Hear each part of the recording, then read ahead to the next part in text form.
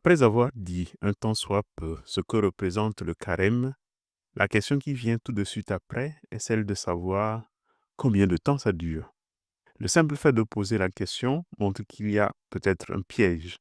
Tout le monde sait, tout le monde dit que ça dure 40 jours comme les 40 jours de jeûne du Christ au désert.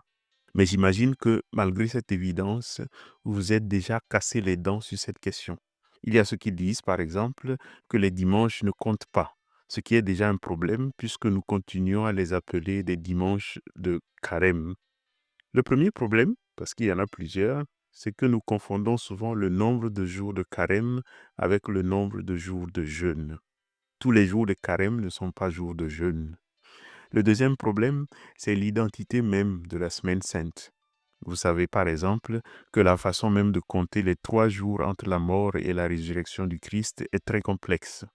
Le troisième problème, c'est que le carême tel que nous le connaissons aujourd'hui est le résultat de plusieurs ajustements au long des siècles avec lesquels on s'est accommodé, sans toujours chercher à tout casser pour faire plus clair, ce qui n'aurait pas de sens non plus. Voici la chose en 3 étapes. Première étape.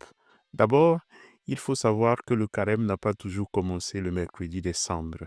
Au commencement, on commençait le carême au premier dimanche de carême. Logique.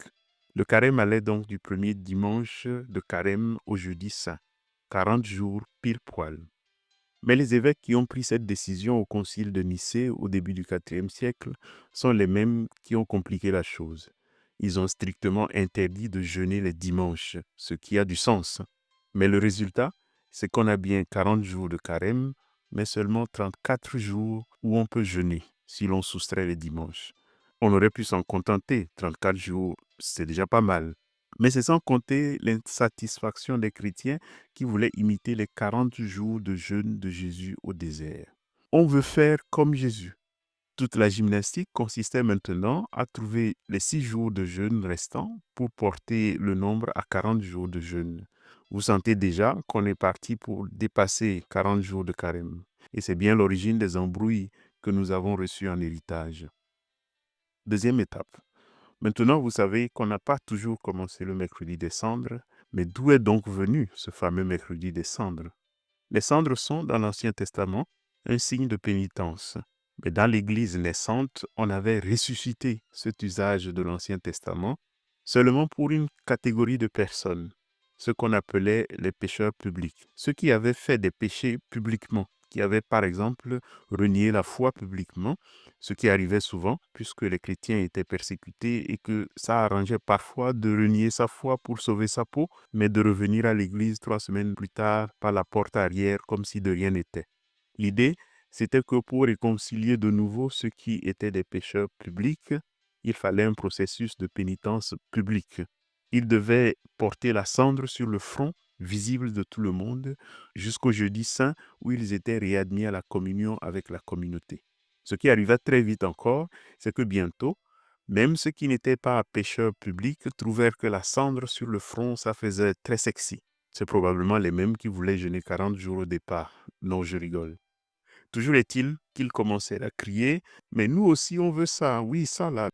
Le carême commença donc à commencer pour tout le monde le mercredi des cendres. Et de ce mercredi-là au jeudi saint, ça fait 44 jours de carême, mais toujours pas 40 jours de jeûne, seulement 38. Troisième étape, on va faire un saut dans le temps.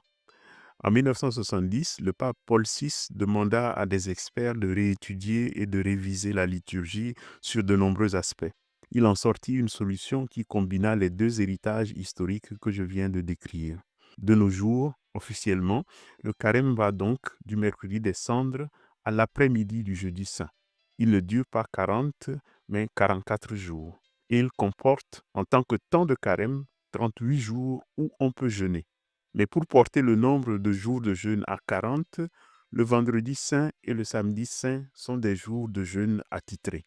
Ces 2 jours n'appartiennent pas au temps de carême, ils n'appartiennent même pas à la semaine sainte qui est juste une appellation commode et non un temps liturgique, mais ils appartiennent au triduum pascal, les 3 jours sacrés qui précèdent la fête de la résurrection du Seigneur.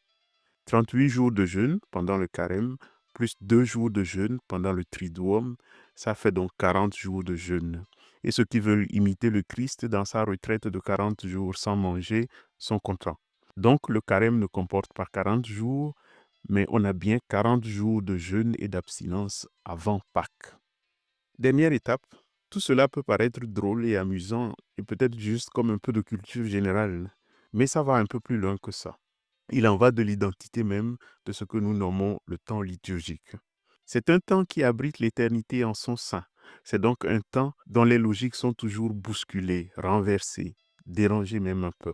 Son équation comporte toujours un inconnu X qui représente non pas ce que nous faisons de ce temps, mais ce que ce temps fait de nous.